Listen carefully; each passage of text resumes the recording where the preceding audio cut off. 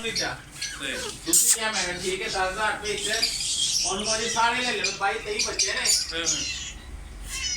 ਕਹਿੰਦਾ ਵੀਡੀਓ ਭੇਜ ਮੈਨੂੰ ਉਹ ਲਾਈਵ ਪਾਗੇ ਵੇਖ ਲੈ ਉਹ ਕੋਈ ਟੈਨਸ਼ਨ ਉਹ ਸਰ ਠੀਕ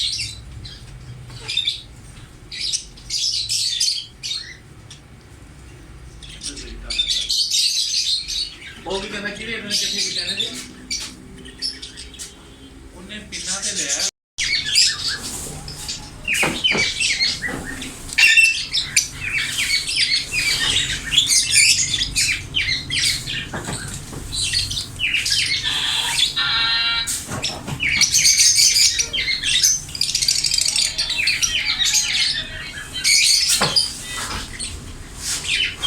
ਬੰਦਾ ਕਾਰੀਗਰ ਹੈਗਾ ਹੀ ਨਹੀਂ